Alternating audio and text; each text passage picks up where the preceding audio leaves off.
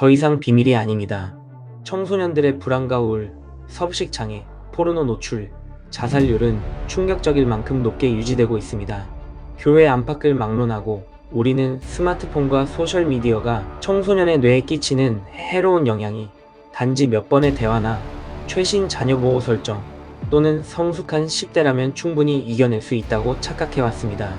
하지만 지난 10년은 우리의 잘 의도된 방법들이 디지털 괴물을 이기기에 턱없이 부족하다는 사실을 증명했습니다.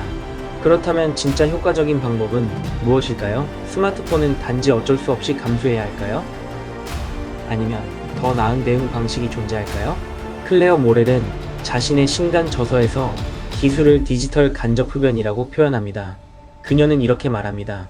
오늘날 10대들의 정신건강 위기는 디지털 기술이 개인에게 미치는 부정적 영향뿐 아니라 스마트폰과 소셜미디어가 만들어낸 집단적 사회적 학 때문이다. 스크롤은 새로운 흡연이 될 수 있을까? 놀랍게도 연구 결과는 그렇다고 말합니다. 특히 수동적으로 스크롤을 반복하는 10대일수록 불안감이 높다는 데이터가 있습니다. 이제 우리는 태블릿, 스마트폰, 소셜미디어에 대해 성인까지 사용을 제한하는 연령 규제가 필요합니다. 이제 우리는 스마트폰과 소셜미디어에 대해 성인까지 사용을 제한해야 할 때입니다.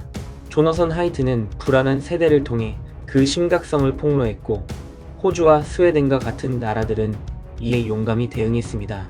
호주는 소셜미디어 사용 가능 최소 연령을 16세로 올렸고, 스웨덴은 학교 내 태블릿과 컴퓨터 사용을 줄였습니다. 미국 버지니아주에서는 글렌 영킨 주지사가 학생들의 휴대폰 사용을 학교에서 금지하는 정책을 내놓았고 놀랍도록 긍정적인 결과를 얻었습니다. 징계 건수는 줄었고 학생들은 더 연결감을 느끼며 행복해졌습니다. 많은 사람이 스마트폰을 담배에 비유하지만 패트릭 밀러는 자신의 책에서 더 강하게 말합니다. 당신의 스마트폰은 디지털 주사기다. 니코틴은 몇십 년 뒤 암을 유발할 수 있지만 디지털 도프는 지금 이 순간에도 10대와 20대에게 절망의 죽음을 가져오고 있다. 그는 이렇게 덧붙입니다. 13세에서 17세 사이의 10대 중 95%가 디지털 도프를 사용하고 있고 대부분의 부모는 그걸 멈추라고 말하지 못합니다. 소셜미디어의 위험성과 중독성은 이제 너무나 잘 알려졌는데도 말이죠. 청소년들의 정신 건강 위기는 해결할 수 있습니다. 하지만 진실을 직면할 용기가 필요합니다. 스마트폰과 소셜미디어는 미성년자의 것이 아닙니다.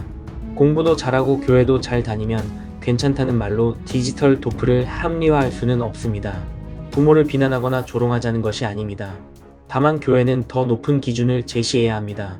자녀 보호 설정은 핵심이 아닙니다. 소셜 인터넷은 결코 되면 공동체를 대신할 수 없습니다.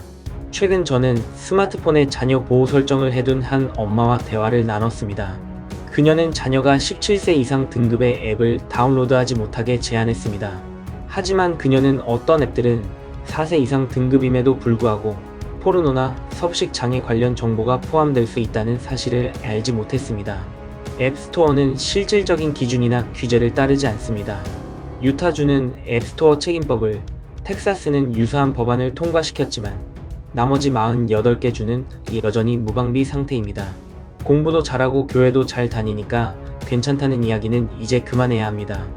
FBI는 764 네트워크라는 범죄 조직에 대해 경고한 바 있습니다. 이들은 미성년자에게 접근해 아동 성착취물, 자해 영상, 동물 학대 영상 등을 만들도록 협박하거나 조작합니다.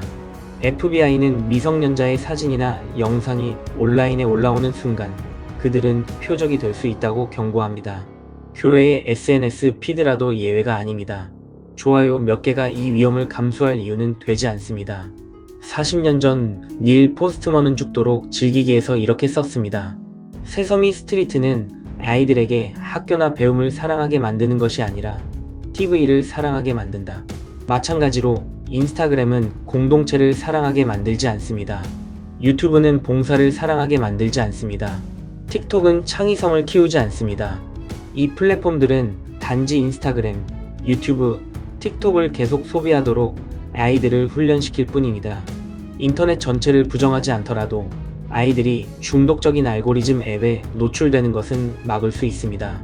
단순히 스마트폰은 괜찮지만 소셜미디어만 안 되라고 말하는 것도 충분하지 않습니다. 인터넷에 연결된 기기를 자녀의 손에 쥐어준다는 건 너무 많은 것을 매우 이르게 허용하는 일입니다. 연구 결과는 명확합니다. 스마트폰이나 태블릿을 어릴수록 접한 아이가 성인이 되어도 정신건강이 나빠질 확률이 높습니다. 고등학교 졸업 이후까지 기다리는 것이 가장 현명한 방법입니다. 우리는 이미 담배, 술, 총기, 스트릿클럽, 운전면허, 차량 앞좌석 탑승 등의 나이 제한을 두고 있습니다. 아이들에게 안전하지 않은 것에 대해서는 나이 제한을 두는 것이 사회적 합의입니다. 법이 아직 이 문제를 따라가지 못한다면 교회가 먼저 앞장서 아이들을 보호해야 합니다. 메릴랜드주의 한 지역에서는 학부모들이 포스트먼 서약에 서명했습니다.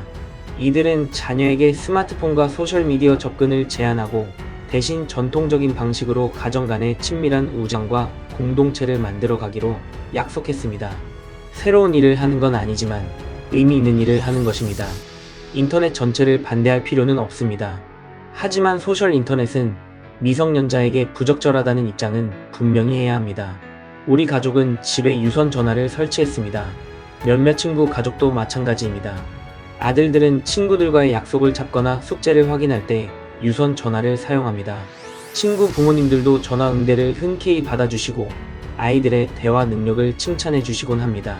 친구 중 일부가 스마트폰을 사용하기 시작했지만 우리 집 유선 전화는 여전히 충분한 소통 수단입니다.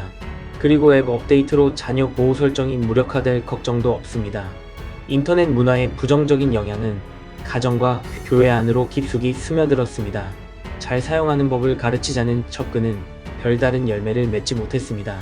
스마트폰과 건강한 관계를 맺었다고 말하는 어른조차 드뭅니다. 그리스도를 따르는 우리는 이제 용기를 내어 아이들을 위해 말해야 합니다. 스마트폰, 태블릿, 소셜미디어는 미성년자의 것이 아닙니다. 우리 아이들이 스크롤하다 죽어가고 있습니다. 이 흐름은 멈출 수 있습니다. 교회가 아이들을 위해 싸울 수 있습니다. 우리가 아니라면 누가 그들을 지키겠습니까?